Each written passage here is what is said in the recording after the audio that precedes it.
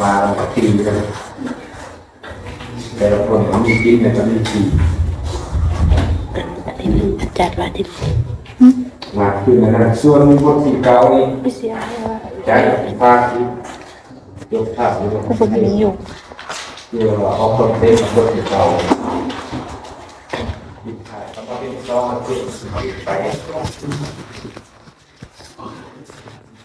ส่วนมาโคตรศาสตร์ที่เป็นพวกที่เก่านี่เขาเรียกว่าโคตรศาสตร์คนเรามีศูนย์กลางประสาทอยู่ที่สมอง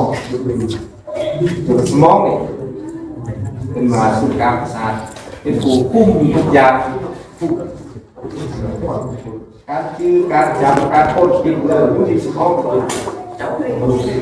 มันจะมีไงประสาทโตมาทุกส่วนของร่างกาย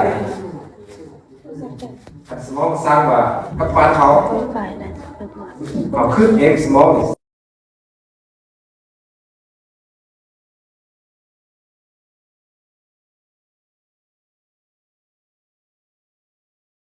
สมองก็เห็นเห็นคุมในเม็ดทุกอย่างคนเราจะรีจะสัวพฤติกรรมแสดงออกต่างๆขึ้นกับสมองหมดสิ่งสำคัญเสียแล้ว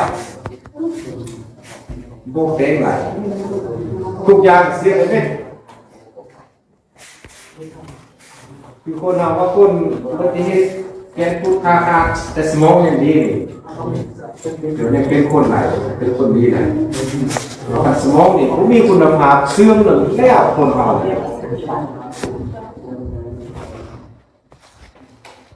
สมองไปเสื่อมไปเกยกันแล้วคนเบอร์คนจ้าคนเบอร์คนเสียเซนก็เป็นตึงสมองคนเสียเซนกับสมองเสียกินเมื่อกินกะทิเยอะดีสมองแกโซ่เยอะเกย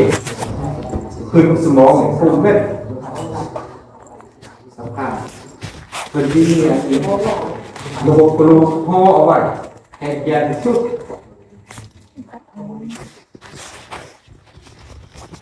กระดูกห่อไว้พวกมันจบยากระทบยาโบราณทุกปีทำตัวเองในล่าบางทีรถไฟตามเอาเสาไฟตามเอาคลองแขนแบบนั้นเป็นเลยสมอง